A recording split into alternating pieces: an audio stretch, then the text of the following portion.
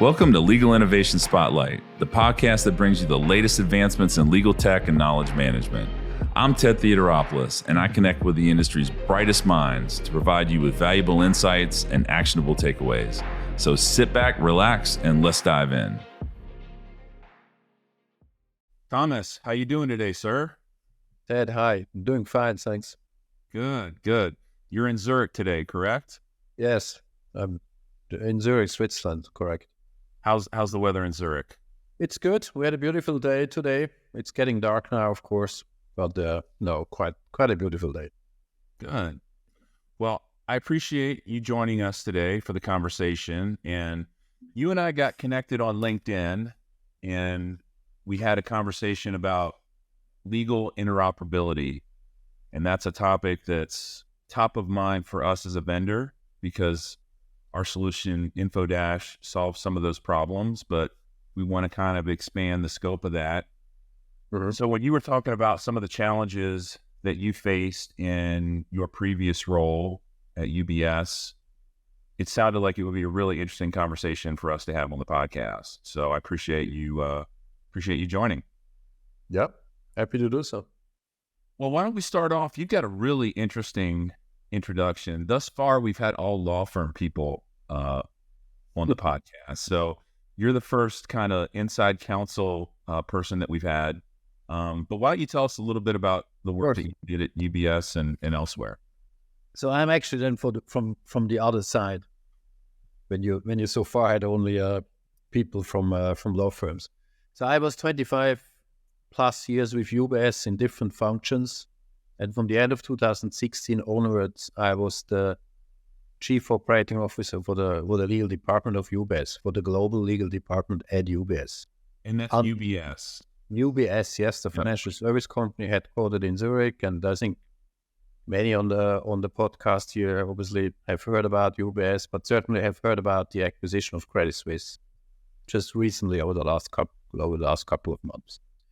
So I was from the end of 2016, I was the Chief Operating Officer for the legal department until March 2022 when I retired. And we can then go into more details, but during these years, we tried to really completely transform the legal department. And I can't really give you numbers because this was never published by UBS. But you can imagine UBS operates in 50 jurisdictions, obviously now the figure is higher, but at that time had 80,000 people working for UBS out of 4 business divisions, investment bank, there's a global investment bank, there's global asset management business, there's the biggest wealth manager in the world, and then there's a substantial retail bank in Switzerland. That, of course, needs substantial legal support. So we're talking about one of the biggest legal departments in the financial service industry. It's certainly now, with the acquisition of Credit Suisse, probably the biggest or one of the biggest. And then just to mention, so it's not only the business divisions who need that support, but obviously after the financial crisis, there was also a massive litigation portfolio. So my task was basically transforming that legal department. Obviously, when I retired, we didn't finish that job because the transformation of a legal department, also with the new technology available, in my view, really never stops. It just continued to transform, to improve the services, to increase the value that's being provided for the in-house clients. So that transformation was focusing on multiple dimensions: strategy, culture, governance, processes, the way how we use data, technology. So it's not only about technology, it's much more. It's really about making sure that the legal department or in-house legal department is fit for purpose. So I did that as my very last corporate position at UBS. As I mentioned, I retired in March 2022. My wife as well. But after that, I still wanted to somehow stay connected in the broader sense with the legal service, legal tech industry, or let's say, kind of the legal ecosystem in a wider sense. That's why I'm currently active in a couple of advisory and board positions. That's not full time anymore, but it just keeps me connected to the legal ecosystem. One is I'm on the advisory board of United Lex. I guess in the US, United Lex is, people usually know what United Lex is. I'm involved with 2 legal tech startups. One is Pursuit. It's a bigger startup, 90 people. They're focusing on providing a reverse e-auction platform to engage law firms.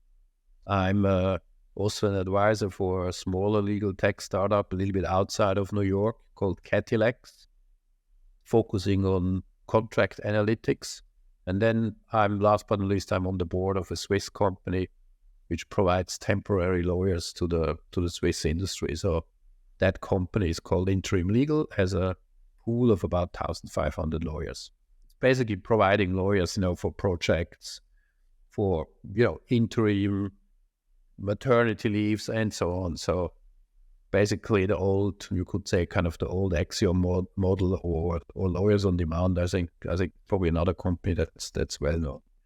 So that's basically now my roles. And then in addition to that, just to mention that since my retirement, I started to angel invest in the legal tech sector, predominantly startups connected or exploring Gen AI, LLMs, obviously, since the public availability of ChatGPT, which, by the way, we have now November, so that's probably 12 months ago. Right? It gets close to a year. If you look at the startup scene, what happened in the legal tech startup scene since LLMs are publicly available, that's quite astonishing. So that's the area I'm focusing on. Interesting. Yeah, when you talk about business transformation, I spent 10 years in financial services as well. I was at Bank of America and in various roles, and I had interactions with the legal department at the time. So I left in 2000, late 2000s, 2008, 2000, something like that. Right after the financial crisis, I actually was not impacted by that, my role, but I had some side hustles going on, and they started making more than the day job. So it was a pretty scary thing to leave the mothership during that period of time. Especially, I lived in Charlotte. Charlotte is the second biggest banking city in the United States, possibly in the world. And Bank of America had 250,000 employees at the time. Yes. So, massive. US, just massive organization. And so I got a front row seat. But I spent some time. I spent 3 years on a business transformation team in global treasury. So the division of the bank that sold commercial treasury services, ACH, lockbox, all that sort of stuff. And that team never went away. Business transformation is not a project. It's like painting the Golden Gate Bridge. Once you get to the end, you start back at the beginning. So, which is also normal because it's related to, in the end, kind of to the Japanese concept of continuous improvement. And the fact is, if you put your two shoes if you look at we're going to talk about the interoperability, but in the end, an in-house legal department is here to provide the legal advice that the businesses actually need. And the businesses are constantly changing. Either they come up with new products, or they're entering new markets.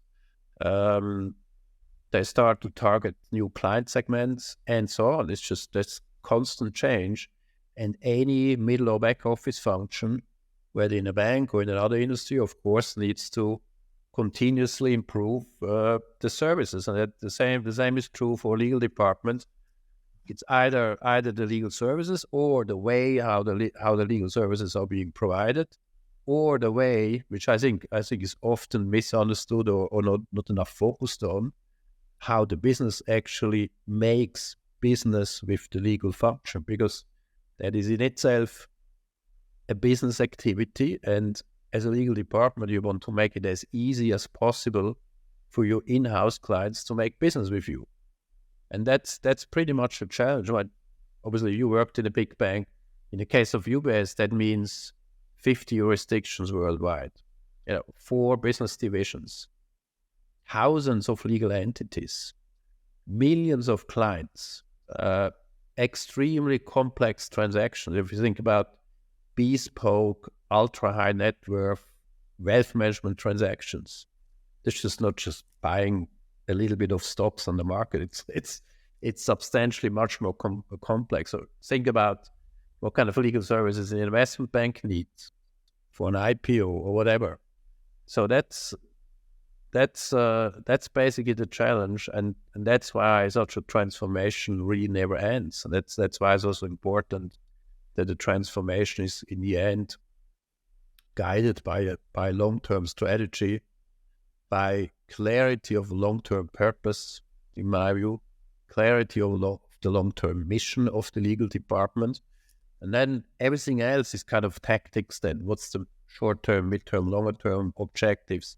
But in my view, it's always crucial to really have a really proper long-term purpose and strategy in place, and then having the exchanges with, strong and continuous exchange with the business to together in the end and properly position the legal department so that is actually providing the services that the business needs, and at the same time ensures to the degree possible that the company is actually protected, because obviously that's another key function of an in-house legal department.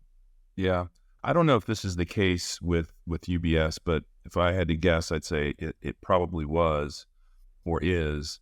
So in financial services, it's one of the most regulated, if not the most regulated industry in the world. And that especially became true after 9/11 and, the dot-com bust and the financial collapse of Enron and, the advent of the USA Patriot Act and Sarbanes-Oxley.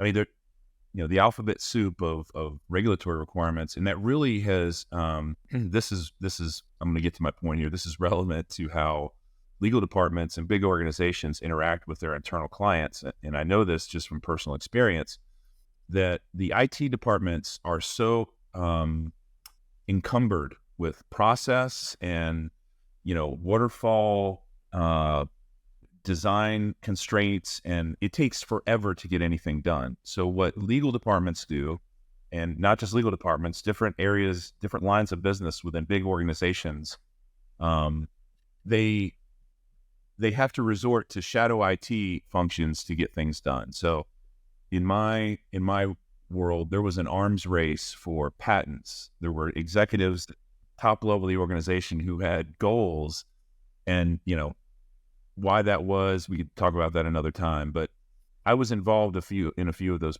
patent applications, so I had interactions with the legal department, and how the interoperability between my line of business and the legal department was almost laughable. It was, some SharePoint assets and info path forms that you could tell the legal department cobbled together to just so they could get something done. Mm-hmm. And most of the interaction was conducted through email, and at the time, whatever it was, Skype for Business, Microsoft Communicator.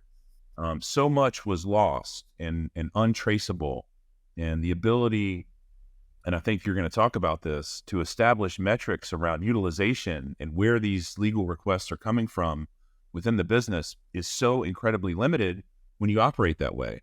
And I think, IT departments in financial services industries are especially handcuffed, but just in general, enterprise IT is slow. And so, lines of business either look to vendors, or sometimes they'll hire people like me. I did that in several areas of the business, where I would come in with technical skills and build solutions on what I had. But, that's the interoperability challenges is really what was interesting about our conversation. And from your perspective, things don't operate efficiently today. Is that? I think you have a recent history. It's just a step back a little bit.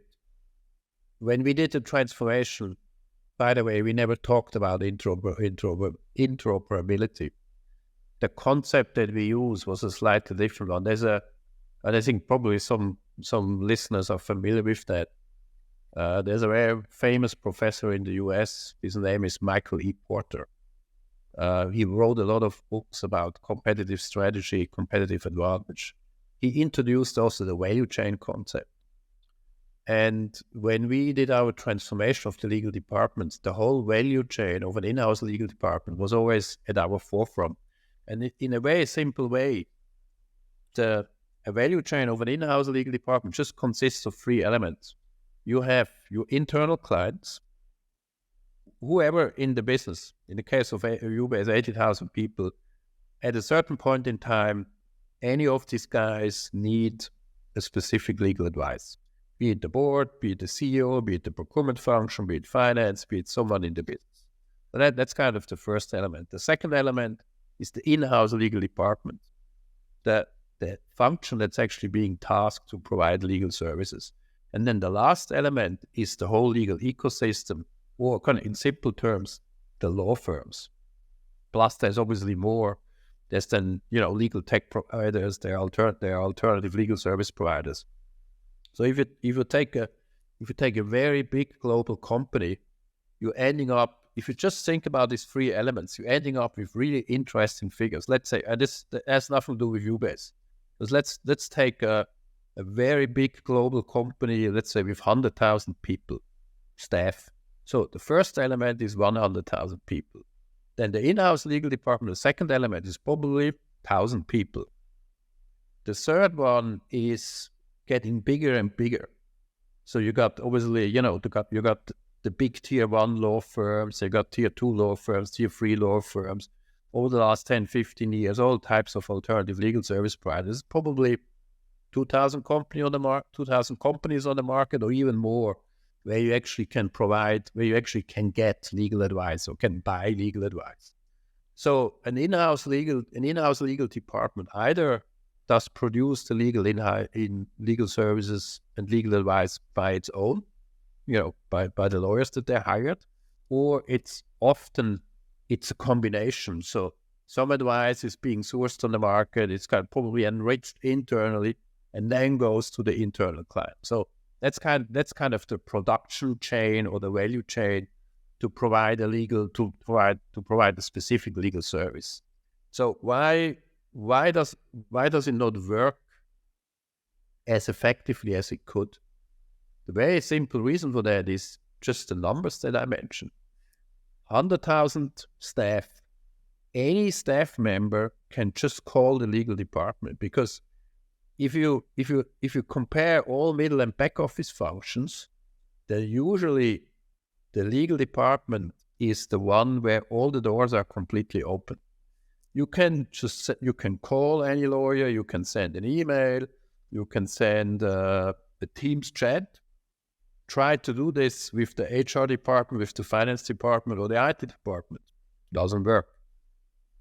Because they have digital channels between the internal clients and the legal department.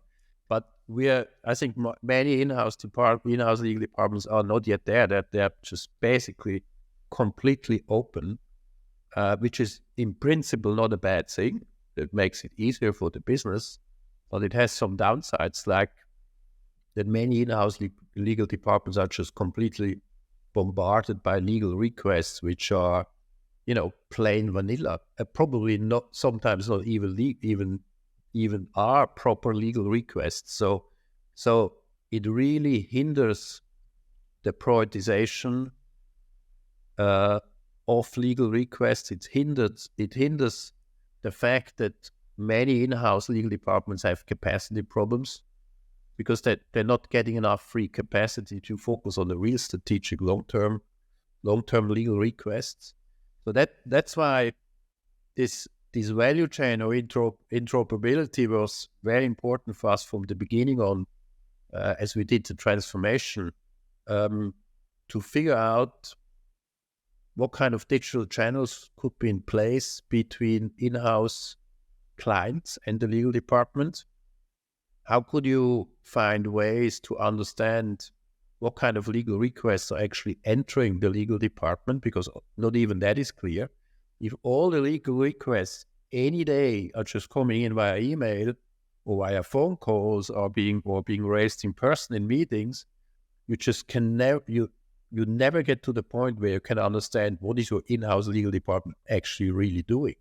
It gets them better when you have CLM systems or when you have a document system in place, a global document system in place, and you can start to analyze what kind of documents are being uploaded, and you can start to analyze who is actually doing what on what kind of document. But still, that's far away from, let's say, an IT department who has a global ticketing system in place, or an HR department who has a global ticketing system in place. You can basically push a button every evening and okay, I got, XYZ requests on that particular hardware or software with these and these type of problems. No in-house legal department is very probably smaller in-house legal departments, but certainly not global active in-house legal department would have the transparency on the flow of requests they have right now. And ultimately, this is creating massive inefficiencies because it's much harder to leverage know-how. You cannot really introduce something like self-service or semi-self-service, which on some legal requests could be absolutely be done, would actually be even faster for in-house clients. So it's a massive barrier to really mine and curate know-how at the end. It's also a massive barrier to create additional capacity, and then using that capacity in the in-house legal department to, for example, in the financial service industry, to start to analyze upcoming new regulations. Take AI right now. That needs a lot of capacity to analyze how the regulation will actually end up, or how the regulation, what kind of regulations there's actually going to be, and then not only to provide the legal advice that's required inside the company, but also to help the company and the business to position themselves. That's just one example. And as you said already, after the financial crisis, particularly in the financial service industry, there was an explosion of regulation. But that's also true for many other industries. Take pharmaceuticals, take the car industry, and so on. It's basically an issue in every industry that whenever, I'm pretty sure basically every GC that you can ask will tell you the same. I just don't have enough capacity, or in other words, I would like to have more capacity to focus on the real strategic radar screen type of issues for the company that are probably going to hit us in a year, 2 or 3 years. Or in other words, we're just spending too much capacity just to support the underlying transactional flow of businesses. And then, you mentioned Michael Porter. Yeah, Porter's 5 Forces. If they didn't recognize the name, that folks should recognize the 5 Forces. That's, if you've ever taken a business class, they probably talked about that. Yeah. So, I mean, it sounds like, honestly, Thomas, it sounds like this is an easy problem to fix. I know it's not, but it's like, okay, why not put a service desk in place? That would be step one. Law firms maximize profitability, and you know this, and our audience knows this, but I'll state it anyway. Through the concept of leverage. If you could call a partner, if it would be extremely inefficient for you to call a partner and have them execute, triage and execute every legal request that came into the firm. That would be extremely inefficient. So, you've got associates, junior associates, paralegals. Like, why not implement a structure like that in a service desk the same way that an IT organization does? In my view, in certain areas that would probably work, but there's also substantial difference between providing legal advice and just helping someone who has a problem with a piece of software. So I think legal advice or the services that the legal department, that the in-house legal department provides, some aspects of that are just way too complex to put it into a normal ticketing system. And to be honest, we didn't really solve that problem. We were on a journey to improve it. And really, one of the main reasons why I believe that this is substantially much more complicated is just the variety and the variety of complexity of legal services. If this could be, sorry, I got tons of rain right now outside here, kind of a smaller storm, and people might hear that.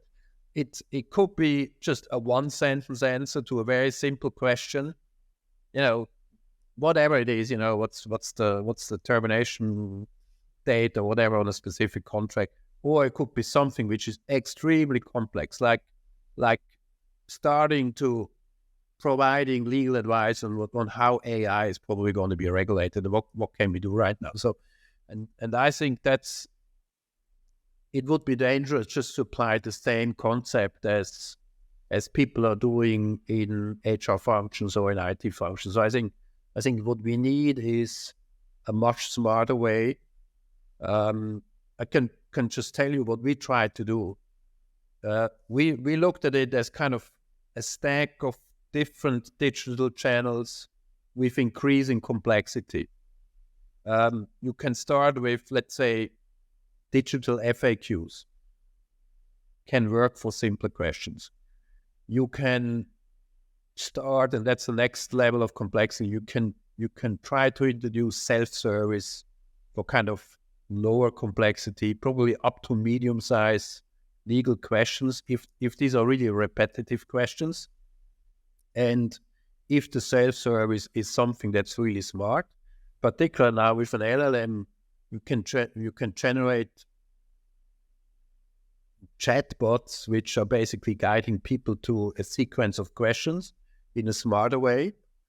For a little bit more complex work, you can think of semi-self-service digital channels where, let's say, someone on the business is starting to provide first questions, probably also some documents, and then it stops at a certain point where the machine says, look, this is getting too complex. I can't give you a black or white answer.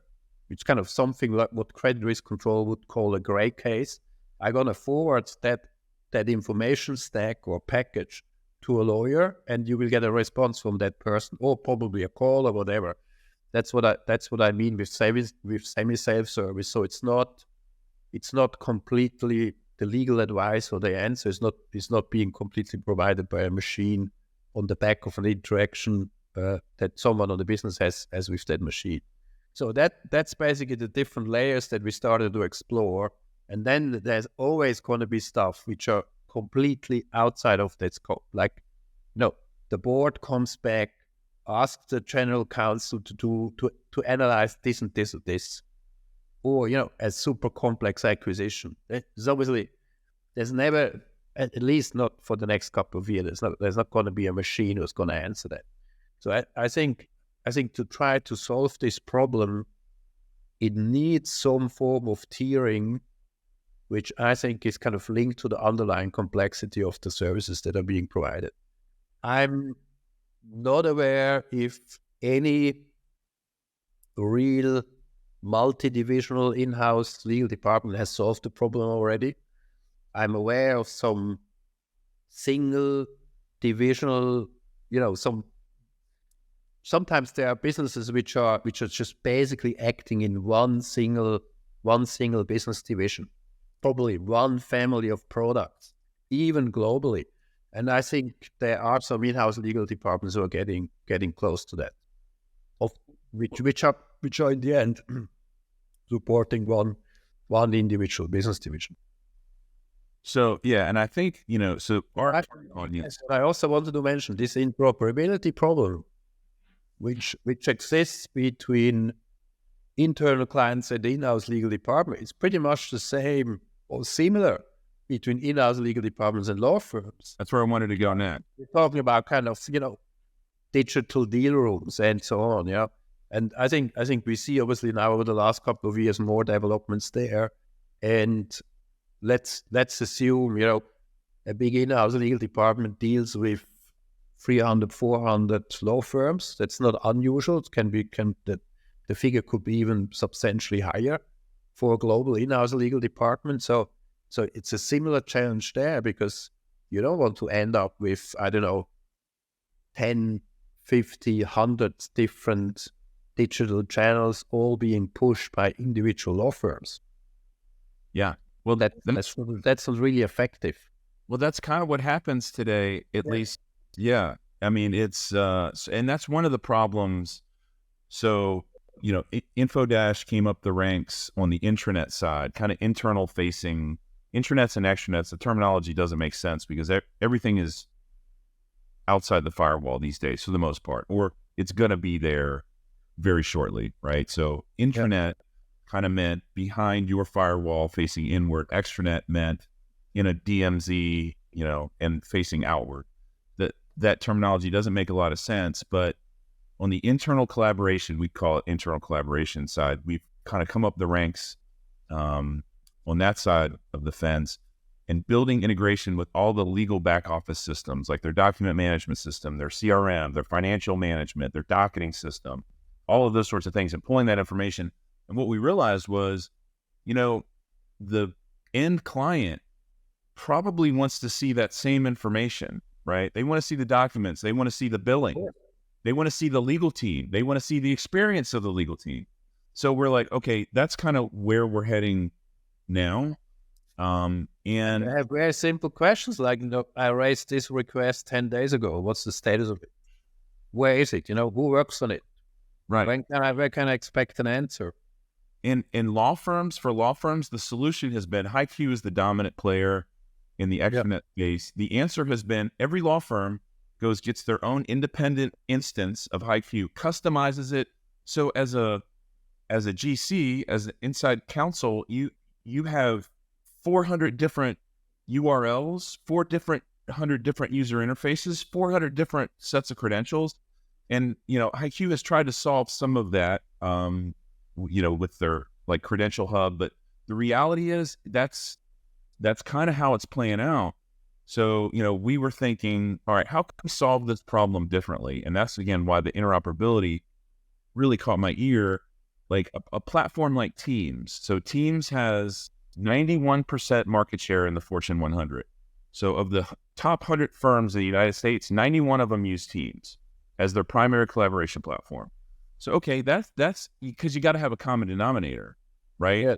If you're a solution provider, you don't want to do it at the old days. In HighQ, I'm a very well-designed solution, but it was designed 15 years ago. Now, if you could piggyback on a common piece of technology that has, most importantly, the ability to provide access, like authentication through a common mechanism, like Azure AD, right? Because for the most part, big enterprise customers use their Microsoft shops. Law firms are Microsoft shops because they're all, lawyers spend all day in Microsoft Word and Outlook. So, all right, here we got a common. Now let's put together, maybe some sort of Teams infrastructure that allows law firms and clients like UBS to collaborate. Would that work? I mean, is that a viable path? I think the solution, or kind of on the technical side, a solution for the what you call interoperability issue, or kind of, increasing the efficiency of that value chain where the in-house legal department sits in the middle of it. In my view, long-term, any technical solution needs to get as close as possible to the end-user stack. End-user stack that's being used by all the parties in these three value chains. And as you said, usually the business of an in-house legal department sits on the Microsoft end-user stack with Teams, and who knows what else what will come out over the next 5 years. Same is true for the in-house legal department. Same is true for most of the law firms. So any solution, any real solution for this problem needs to get as close to the end-user stack that's being used. Yeah, which makes sense. Also, Also from an adoption perspective, from a cost perspective. Fact is, we talked about the figures of how big an in-house legal department is, or actually how small it is in comparison to the underlying business. That's one of the reasons why many in-house legal departments have problems to get enough budget. Fact is, it's still in many companies, it's the smallest middle or back office firm. Less than 1%. It's just Right. That's why also the budget is the smallest, and then obviously it doesn't have a real history of technology driven change. So in my view, whoever comes up with a smart solution for this, my advice is get as close as possible to the end user stack. The end user stack, as it has developed over the last, let's say, 5 years, has anyway increased the number of channels for in-house legal departments. So what you mentioned earlier, in the past we had email and phone. Now we have video conference. We have Teams. We have probably who else? What kind of chat capabilities? So it's actually the number of channels that an in-house legal department needs to observe on a constant basis that actually exploded. Yeah, which certainly hasn't helped to find an issue for this challenge. So our first stop in figuring out the solution to this was we surveyed 40 AmLaw and Global 100 firms and asked them from an external collaboration perspective, i.e. between them and their clients, like, where are the gaps? Where are the pain points? We learned a lot from that. But one thing that this is a theory, maybe you can verify, confirm, or deny this.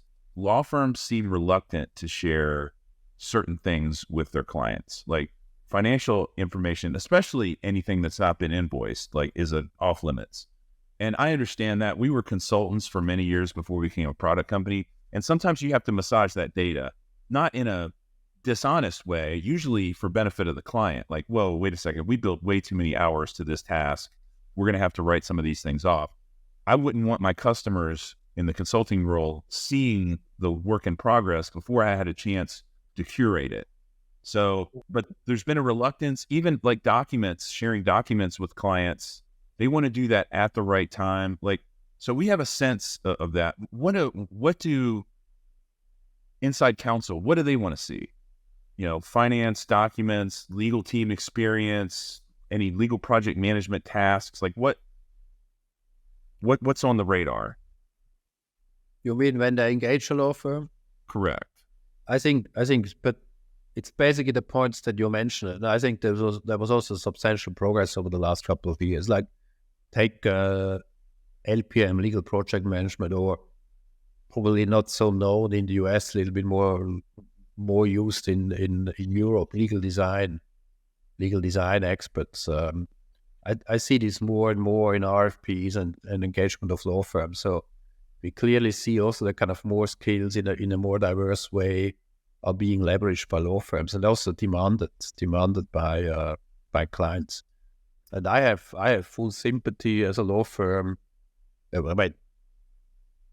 Any business does this. I don't want to share kind of work products, whatever. I want to share something which is final, that I properly assessed, reviewed internally, and then it goes to the client. That's reasonable. I think that's completely reasonable. Yeah. What we see obviously more has nothing to do with you guys.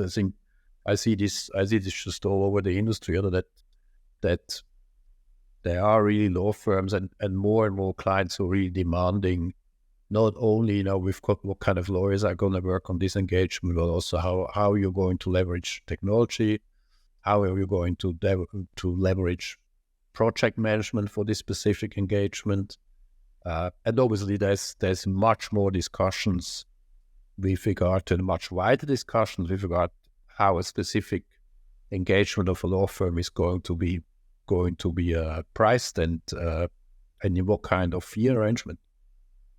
So, I have seen on the U.S. side, I've been inside about half the AM law firms through the 15 years-ish of consulting and then in this product company.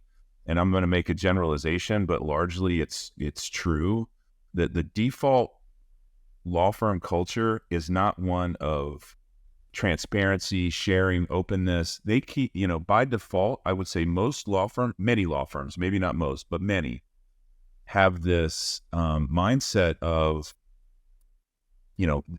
let's keep it opaque until there's a reason. Even financial information, which I found astounding. Like when we deploy our product, we have like matter pages where you can see profitability.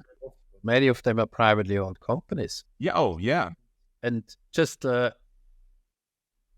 yes, I think general the observation is true. By the way, I think it's also true that if you look at different partners in the same law firm, there's limited know-how sharing, which is, just to be clear, this podcast is not about the kind of law firm bashing. Fact is, even if you look at in-house legal departments, knowledge sharing between individual teams in in-house legal department is very restricted. In some in-house legal departments, it became better, but fact is, providing legal services is in the end leveraging your know-how. So, by definition, if you're working in a specific team, providing a specific legal service to a specific client segment, you of course kind of naturally careful what you're going to share, and to what degree you're going to share your know-how, because the competitive advantage at the end is driven by the degree of know-how. So I have lots of sympathy for that. I think that's one of the beauties of technology. This is one way how you can actually, besides cultural elements, how you can actually enforce, or let's say facilitate, know-how sharing. Yeah. Global document management systems are a good example. That's at least you get a repository of more or less of all the know-how, either of a law firm or an in-house legal department, and at least you get a data repository that you can start to mine over time. I think if you look at self-service, semi-self-service, if you look at digital cooperation, negotiation rooms, in the end, that's all technology to facilitate the sharing of know-how or curation of know-how, because self-service is a good example from the perspective of a business.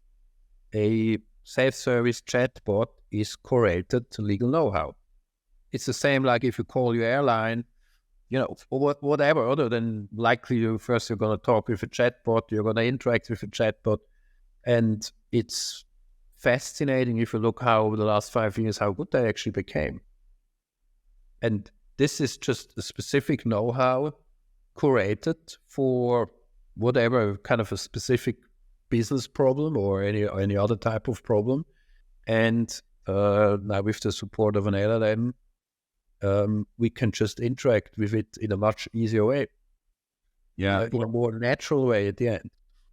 That this message will resonate well with the audience. That is largely knowledge management, and this, that's their role within the organization. That's their charter, is to help, the share the know-how. And it's a challenge. I hear many express the challenges, and I think some of that comes from just, again, many, especially in the rainmaker world, they have operated as lone wolves. But I think that it's also a challenge because for many years we never looked at it from that perspective. Or if accounting is a good example, I think HR functions over the last 20 plus years, procurement functions over the last 20 plus years are also good examples. These functions, they used to start much earlier to think along processes. So how are the services that we provide as an HR function or as an accounting function? What's the underlying delivery process? From the moment someone at the business has a problem to the moment where this is solved. So no, you cannot operate accounting without thinking along processes. Invoice comes in, I need to check it, I need to pay it, I need to book it, I need to pay it. And so everything is just one big process until the invoice is paid and booked. And I think we need to get to a point where, and I'm really seeing this over the last couple of years, we need to get to the point where in-house legal departments look at their legal services as a specific delivery process. Someone at the business has a problem. You need to articulate that problem. You need to provide a legal service. You probably need to go to on the markets to provide some legal advice from law firms. You need to kind of bring all of that together, form your own view that needs to be delivered to the in-house client. So you see, I'm already using words which you would probably 10 years ago never, ever were mentioned in a legal department. Like, I need to deliver a legal service. That means I need a channel. I need some form of interaction. I need to think about whether I'm going to leave a voicemail, or whether I'm going to send a demo, or whether a document, or whether I'm going to explain the legal advice or legal service on a video call, and so on. So we need to start thinking much more in terms of processes, and that opens the door for process reengineering, which is another, was in the end made very popular in the US by Michael Hammer. So that opens the door for process reengineering. It opens the door for thinking of what kind of data do I need at what point in time. And thirdly, it opens the door for having a complete different discussion how technology is going to be leveraged. Well, this is a topic I could talk about for many hours, and it's so central to where we're planning, how we're mapping our capabilities to the problems in the industry. I would love to stay in touch, and you've got an interesting perspective. The first part, what I didn't finish, but when we talk to the in-house or the law firms, the KM and innovation folks that are usually in charge of external collaboration tools, the next step is to talk to inside counsel. They're another key stakeholder that's really never been included in the dialogue with vendors. And I feel like that's an opportunity. Which is kind of strange, right? Very strange. You want to solve a problem along this whole value chain. Right. And in the end, it's important to hear all voices, because someone is going to pay for this legal service. Someone has the specific request. And by the way, what I also recommend is that people actually look at other industries. Car manufacturing is a fantastic example how logistical chains has actually changed over the last 10, 15 years. How a car manufacturer, take Ford or whatever, how they actually interact with their vendors and what they're expecting from their vendor. It's not that you get an individual part of an engine provided by a vendor. Some vendors and some car manufacturers, they actually get a whole engine delivered from a sub vendor, or a whole dashboard. The way how they interact with each other has completely changed. Same is, by the way, true. Take how the production chain of an iPhone, and how much work goes in the design of an iPhone to get the production process actually right. So it's not that I'm pretty sure that Apple is not just designing a new iPhone. They're designing the iPhone, they're designing the factories that's required, they're defining the whole production process at the same time, because all of that interacts. And then obviously when iPhones or gadgets are getting produced, then you have the whole logistical challenges and then the marketing challenges, and actually get the whole process to get the product in the hands of clients.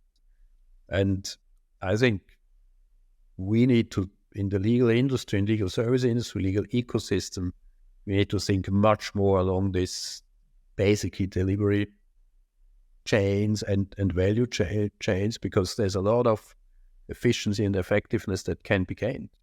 Because it's so open up a complete different perspective than just, let's say, the single production of a single contract, as an example, which is of course also important. Yeah. That's a very narrow productivity tool, but the biggest inefficiencies are usually being produced, just to use that word, or the cause for for the biggest inefficiencies are actually the points where something gets handed over from an in-house legal department to an internal client, or for a law firm to an in-house legal department. So wherever these transitions are actually happening, that's where the real inefficiencies are actually happening. Yeah. Well, step number one, before any efficiencies, before any processes can even be defined, we have to start talking in a common language.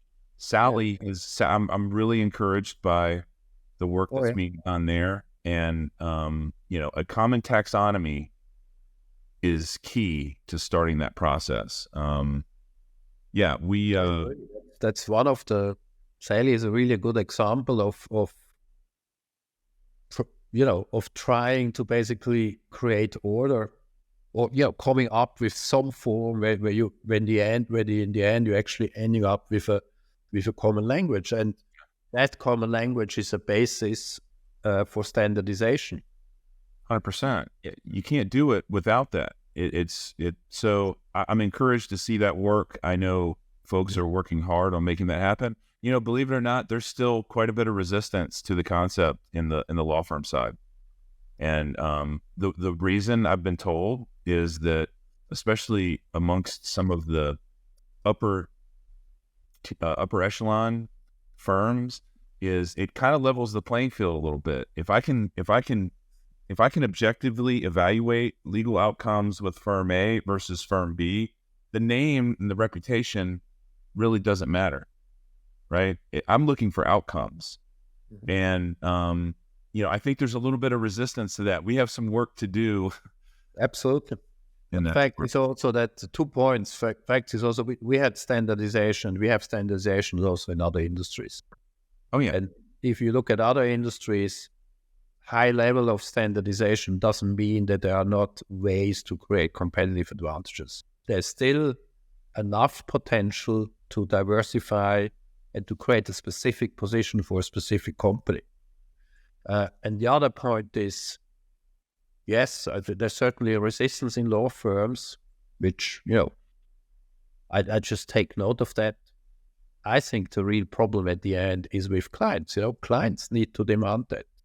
Absolutely. Law firms or the legal ecosystem is changing if clients, so the guys who in the end pay the bills, if they demand change. 100%.